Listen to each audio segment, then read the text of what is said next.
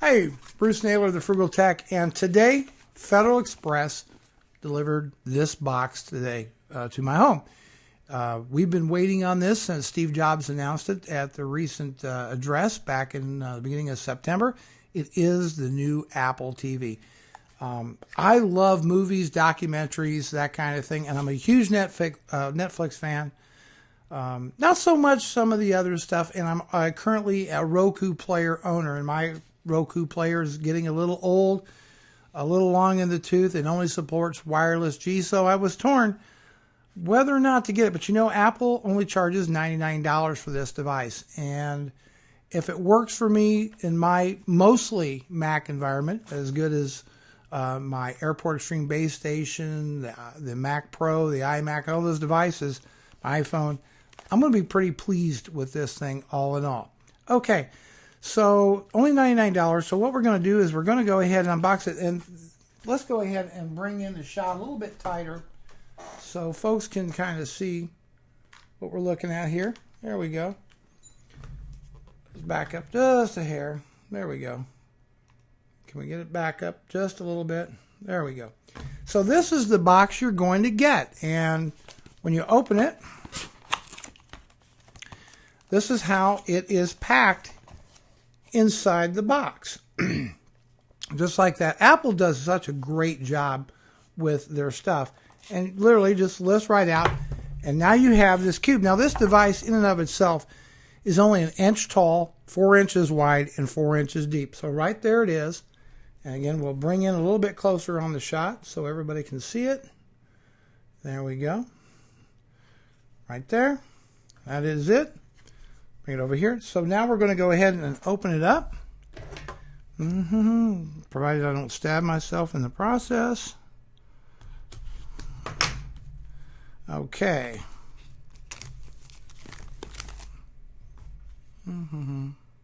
Just move this back. There we go. And let's see how we're supposed to open this thing. There we go. Oh, okay. There, just like that. And there it is. It's wrapped in Apple plastic. They always do such a nice job. And there is the device right here. And they have actually some tape wrapped around it to protect it. Covers the ports. Right here, let's bring that up so you can see it a little bit better. Right here.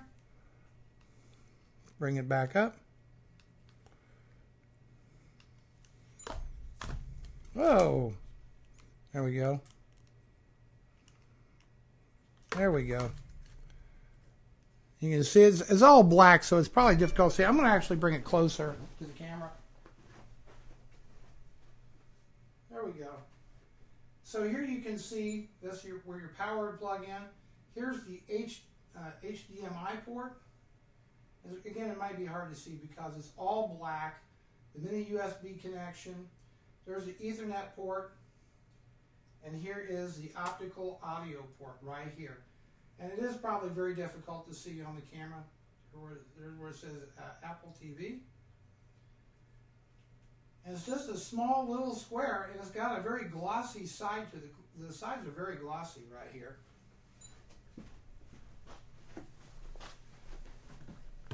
Okay, here. You want to control that? No? Okay. You want to bring it tighter? Okay. The other direction? Okay. There we go. All right. Let's see what else is in the box. An Apple remote. Again, it's silver aluminum. And I'll bring that up closer to the camera. It's just probably easier for me to walk up and show it to you. Right there. Very light. Also wrapped in plastic. There we go. Very nice. Very nice. So, I'm going to guess that, and sure enough, there it is, the power cord. And down at the bottom of the box is the manual. And that is what comes with the new Apple TV. And in the box, now some interesting facts about this device. It weighs about a half a pound. I mentioned the connections on it. Again, it has an HDMI connection, optical audio, a 10/100 Ethernet connection, built-in IR receiver, and micro USB connection. Now, here's where it gets really interesting. When you take this thing apart, believe it or not, there's a Apple A4 processor. But what's really interesting is there's 8 gigs of onboard flash memory and a slot for an additional flash memory. So that tells me one thing: apps, apps, apps. This thing does run the Apple iOS. So there's no doubt in my mind this is going to be part of an ecosystem that Apple will latch on to for your TV, and I would not be surprised to see a lot of apps available for the Apple TV down the road. Now, there's also a solder pad on there, which Apple may use in the future to use for their 30-pin connector that you'd use on iPhones, iPads, and other devices. What about content? Well, 99-cent TV shows, Netflix, YouTube, Flickr, MobileMe, all those sources for right now.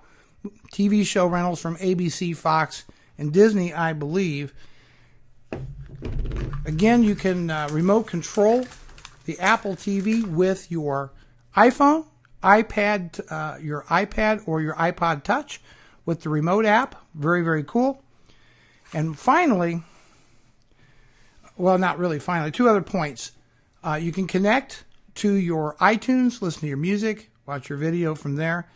And Apple will soon be adding what's called AirPlay, which means that I can watch a video on my iPhone or iPad or iPod Touch, hit a little button, and then it will start, whatever I'm watching there will begin to play on the Apple TV. So the next thing we're going to do, we're going to get this all hooked up, and then we're going to put this all together in one video so you can actually see what the Apple TV actually looks like once it's up and running.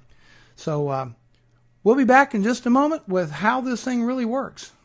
Okay, so we've got the Apple TV hooked up, and this is just kind of a run through when it first comes on. This is the screen you're going to see, and it's got your top movies. And just click the enter button, and you can see the top rentals, what's just been added, and so forth to the iTunes video rental store. Tapping menu again. Brings you back. You can also search by genre. You can search by name, or you can also come in here and get the what's going on in the latest movie trailers, and you can see we're on a wireless end network. And then you can play previews. So let's go back to the menu, and we'll come up here, top, and you can go to TV shows. This is where, again, you can rent your shows for 99 cents. Search by networks, by name, top TV shows. This is the internet. This is kind of the heartbeat of the beast right here. This is where you'll be able to go in, pull up Netflix, and I'll just bring up Netflix here. And we'll give it a little bit of time. You can see it's accessing it. And right there, movies that are suggested for you, films that you might have recently watched by genre. What's new? Family Guy, Eon Flux, just a whole list of them. Your instant queue is right here. And then, of course, you can search by feature, and then you can log out of Netflix. We'll go ahead and go back out of that. As well as YouTube videos. And if you enter that, you can check out and see what's featured, most viewed, most recent, top rated, history, search and login. And so if we just go to featured videos, you see it's bringing up YouTube. And you can see some of the featured stuff on there. We'll go back and let's take a look at the top rated. Right here, we're bringing up, and you can choose between all time, this week, and today. We'll choose this week, and the top rated videos on YouTube, right there. Let's go back to the menu again. Get out of YouTube. Any podcast you might be subscribed to. Mobile Me, Flickr, that would be any publicly accessible Flickr account you can view on there, as well as radio. Now, it's coming up here. Let's go back down to Netflix. There we go. This is where you turn on your library sharing. And these are some podcasts in my library. Click on that. And I can access my music. Let's see, go back here. I'm sorry, there we go. Music. Oops. Okay, there we go. Music. And we can search music videos, playlists. And it's pulling up some of my playlists right there. So you can listen to music through the TV as well.